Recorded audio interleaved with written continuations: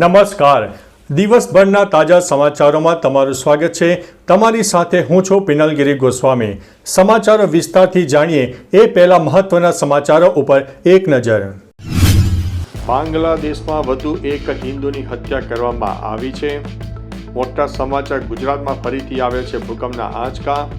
Gujarat ઠંડુગાર Naliya 6 degree સાથે રાજ્યનું સૌથી ઠંડુ શહેર જોવા મળ્યું. અમદાવાદમાં બેવડોમાં ઠંડીની સાથે હવામાં પ્રદૂષણનું ઝેર પણ ભળી રહ્યું છે. ત્યારે વાત થશે અંકલેશ્વરમાં આફત. સ્ક્રેપના 2 ગોડાઉનમાં લાગી છે ભીષણ આગ. આગળ વાત થશે કેન્દ્રીય ગૃહમંત્રી અમિત શાહ ગઈકાલથી 3 દિવસ માટે ગુજરાતની મુલાકાતે જોવા મળ્યા છે.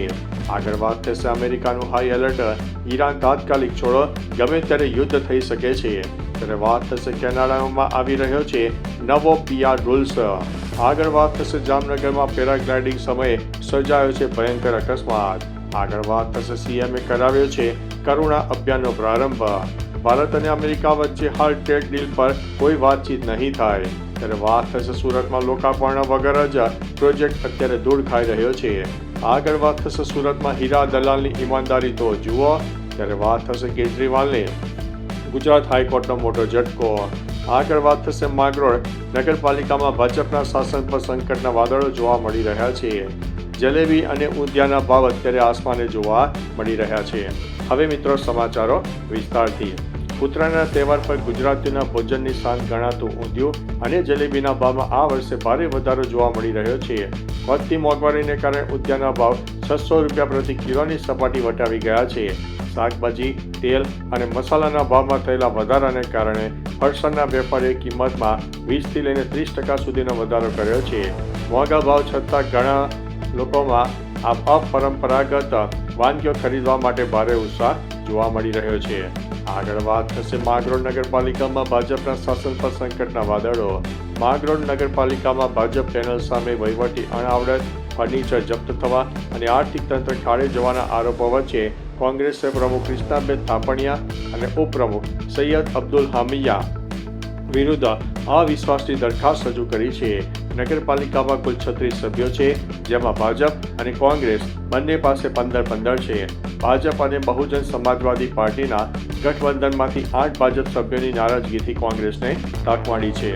અન્ય મહત્વના સમાચારની વાત કરીએ તો કેજરીવાલને ગુજરાત હાઈકોર્ટનો ઝટકો. ગુજરાત હાઈકોર્ટે PM મોદીની ડિગ્રી વિવાદ સાથે જોડાયેલા માનહાનિ કેસમાં અરવિંદ કેજરીવાલ અને સંજય સિંહની અરજી ફગાવી દીધી છે. હાઈકોર્ટના આ નિર્ણય બાદ હવે બંને નેતાઓ સામે નીચલી કોર્ટમાં માનહાનિનો કેસ ચાલશે. સંજય સિંહે પોતાના પર અલગ કેસ ચલાવવાની માંગ કરી હતી, જેના પર કોર્ટે માન્ય રાખી નથી. 13 જાન્યુઆરી 2026ના રોજ આવેલા આ ચુકાદાથી આમ આદમી પાર્ટીના નેતાઓ માટે કાયદાકીય મુશ્કેલીઓ વધી ગઈ છે. અન્ય મહત્વના સમાચારની વાત કરીએ તો સુરતમાં હીરા દલાલની ઈમાનદારી તો જુઓ. સુરતના મહિધરપુરા હીરા માર્કેટમાં ઈમાનદારીનું ઉત્તમ ઉદાહરણ જોવા મળ્યું. હીરા દલાલ ડાહ્યાભર વાઘાણીને રસ્તા પરથી 10 ગ્રામ સોનાની લંગડી મળી આવી. તેમણે લાલચ રાખ્યા વગર સુરત ડાયમંડ એસોસિએશનનો સંપર્ક કર્યો અને માર્કેટમાં પોસ્ટરો લગાવ્યા. ખરાઈ કર્યા બાદ તેમણે મૂળ માલિક ચેતન અદાણીને આ કિંમતી સોનું પરત કર્યું છે. એસોસિએશને ડાયાભાઈની આ ઈમાનદારીને બિરદાવી અને તેમનું સન્માન પણ કર્યું છે. અન્ય મહત્વના સમાચારની વાત કરીએ તો સુરતમાં લોકાર્પણ વગર પ્રોજેક્ટ દૂર ખાઈ રહ્યા છે. સુરતમાં કરોડોના ખર્ચે તૈયાર થયેલો ગોતાલાવાડી પ્રોજેક્ટ ભાજપના નેતાઓના સમયના અભાવે લોકાર્પણની રાહ જોઈ રહ્યો છે.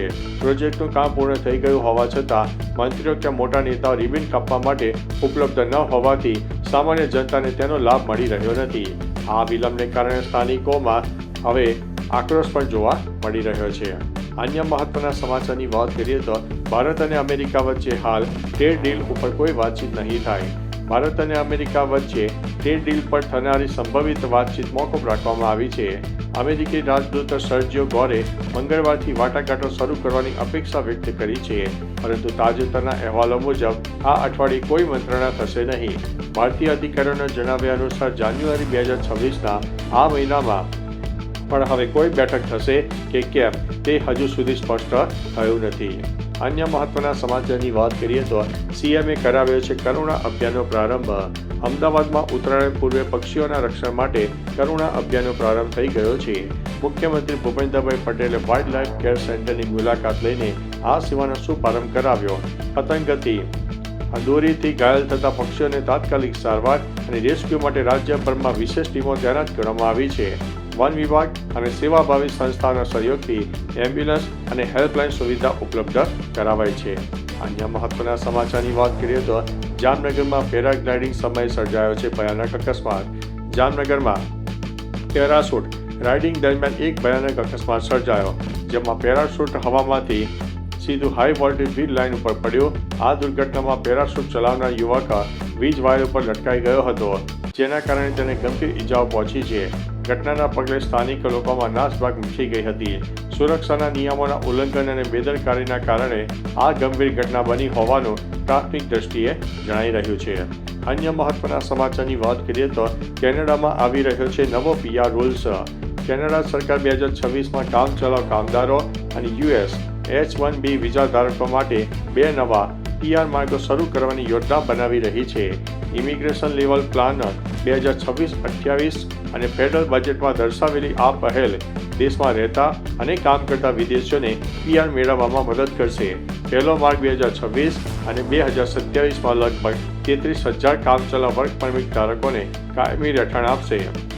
બીજો માર્ગ H-1B વિઝા ધારકો માટે ઝડપી PR પ્રક્રિયા શરૂ કરશે. અન્ય મહત્વના સમાચારની વાત કરીએ તો અમેરિકાનું હાઈ એલર્ટ. ઈરાન તાત્કાલિક છોડો, ગમે ત્યારે યુદ્ધની પરિસ્થિતિ સર્જાઈ શકે છે. ઈરાનમાં ફાટી નીકળેલા વિરોધ પ્રદર્શનોને પગલે અમેરિકાએ હાઈ એલર્ટ જારી કરીને પોતાના નાગરિકોને તાત્કાલિક દેશ છોડવાની સૂચના આપી છે.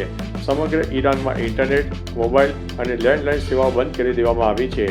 રસ્તાઓ સીલ હોવાથી અને ફ્લાઇટ રદ થવાને કારણે ગંભીર સ્થિતિ બની ગઈ છે. ઈરાન સરકારના કડક નિયંત્રણો વચ્ચે જાહેર પરિવહન પર ખોરવાઈ ગયું છે, જેનાથી તણાવ ચરમસીમાએ પહોંચી ગયો છે. અન્ય મહત્વના સમાચારની વાત કરીએ તો કેન્દ્રીય ગૃહમંત્રી ગઈકાલથી 3 દિવસ માટે ગુજરાતની મુલાકાતે. કેન્દ્રીય ગૃહ અને સહકાર મંત્રી અમિત શાહ 13 જાન્યુઆરીથી 15 જાન્યુઆરી સુધી ગુજરાતની 3 દિવસની મુલાકાતે છે. તેમણે માણસાની કોલેજમાં નવા સ્પોર્ટ્સ કોમ્પ્લેક્સનું ઉદ્ઘાટન કર્યું. પેથાપુરમાં બાયોલોજિકલ રિસર્ચ સેન્ટર અને સનાથલમાં ગ્લોબલ એક્સટેન્શન ફાર્માસ્યુટિકલ એકેડેમીનો શિલાન્યાસ કરશે. આણંદમાં ચરોતર યુનિવર્સિટીના દીક્ષાંત સમારોહમાં પણ હાજરી આપશે અને પરિવાર સાથે ઉત્તરાયણ પણ ઉજવશે. અન્ય મહત્વના સમાચારની વાત કરીએ તો અંકલેશ્વરમાં આફત, સ્ક્રેપના 2 ગોડાઉનમાં લાગી છે ભીષણ આગ. અંકલેશ્વરના GIDC વિસ્તારમાં આવેલી નોબલ માર્કેટમાં 2 સ્ક્રેપ ગોડાઉનમાં ભીષણ આગની ઘટના બની. ડમ્પિંગ સાઇટમાં લાગેલી આગ ગોડાઉન સુધી ફેલાઈ ગઈ હોવાની આશંકા સેવાઈ રહી છે.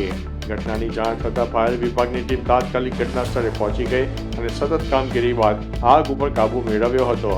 સદનસીબે આગમાં કોઈ મોટી જાનહાનિ થઈ નથી. અન્ય મહત્વના સમાચારની વાત કરીએ તો અમદાવાદમાં બેવડો માર, ઠંડીની સાથે હવામાં પ્રદૂષણનું ઝેર પડી રહ્યું છે. અમદાવાદમાં વધતી ઠંડીની સાથે હવાની ગુણવત્તા પણ કથળી રહી છે. વહેલી સવારે શહેરનો સરેરાશ એર ક્વોલિટી ઇન્ડેક્સ 200 પાર પહોંચી જતા પ્રદૂષણમાં વધારો થયો હતો. સૌથી વધુ પ્રદૂષણ શાંતિગ્રામમાં 257 અને ગોદરેજ ગાર્ડન સિટીમાં 203 એર ક્વોલિટી ઇન્ડેક્સ નોંધાયું હતું. બોડકદેવમાં 198 અને તલતેજમાં 194 એર ક્વોલિટી ઇન્ડેક્સ સાથે હવાની સ્થિતિ ચિંતાજનક બની હતી. ઠંડા પવનો અને પ્રદૂષિત હવાથી શ્વાસના દર્દીઓ અને વડીલોને મુશ્કેલી વધી રહી છે. અન્ય મહત્વના સમાચારની વાત કરીએ તો ગુજરાત ઠંડુ ગાર જોવા મળ્યું છે. નલિયા 6 ડિગ્રી સાથે રાજ્યનું સૌથી ઠંડુ શહેર જોવા મળ્યું છે. ગુજરાતમાં શીતલહેરનું મોજું ફરી વળ્યું છે. નલિયા 6 ડિગ્રી તાપમાન સાથે રાજ્યનું સૌથી ઠંડુ શહેર નોંધાયું છે. કચ્છના કંડલામાં 7.9 સેલ્સિયસ, ભુજમાં 8.6 તાપમાન રહેતા જનજીવન પ્રભાવિત થયું છે. સૌરાષ્ટ્રમાં અમરેલી 9.7 ડિગ્રી, રાજકોટમાં 10.3, અમદાવાદમાં 14.8 અને ગાંધીનગરમાં 13.8 ડિગ્રી તાપમાન નોંધાયું છે. હવામાન વિભાગની માહિતી અનુસાર ઉત્તર ભારતના પવનોને કારણે આગામી દિવસોમાં હજુ પણ ઠંડીનો પારો ગગડી શકે છે. અન્ય મહત્વના સમાચારની વાત કરીએ તો ગુજરાતની ધરાધ્રુજી. કચ્છના ધોળાવીરામાં વહેલી સવારે ભૂકંપના આંચકા અનુભવાતા લોકોમાં ફફડાટ ફેલાયો હતો. સિસ્મોલોજીકલ સેન્ટરના જણાવ્યા અનુસાર 3 વાગ્યે અને 5 મિનિટે 2.7ની તીવ્રતાનો આંચકો નોંધાયો. આ ભૂકંપનું કેન્દ્રબિંદુ ધોળાવીરાથી 41 કિલોમીટર દૂર નોંધાયું છે. જોકે ભૂકંપની તીવ્રતા ઓછી હોવાથી કોઈ જાનમાલના નુકસાનીના સમાચાર નથી. અન્ય મહત્વના સમાચારની વાત કરીએ તો બાંગ્લાદેશમાં વધુ એક હિન્દુ યુવકની હત્યા. બાંગ્લાદેશમાં લઘુમતી સમુદાય પર હુમલાની ઘટનાઓ અટકવાનું નામ નથી લઈ રહી. તાજેતરમાં ખુલના જિલ્લામાં એક હિન્દુ ઓટો રિક્ષા ચાલકની હત્યા કરવામાં આવી. અજાણ્યા હુમલાખોરે આ વ્યક્તિ ઉપર જીવલેણ હુમલો કર્યો, જેના કારણે તેનું મૃત્યુ થયું. બાંગ્લાદેશમાં ચાલી રહેલા રાજકીય અસ્થિરતા વચ્ચે હિન્દુ સમુદાયના લોકોમાં ભારે ભય અને રોષ પણ જોવા મળી રહ્યો છે. તો ચાલો મિત્રો, ફરીથી દેશ અને દુનિયાના સુપરફાસ્ટ સમાચાર લઈને મળતા રહીશો. ત્યાં સુધી અમને રજા આપશો. નમસ્તે.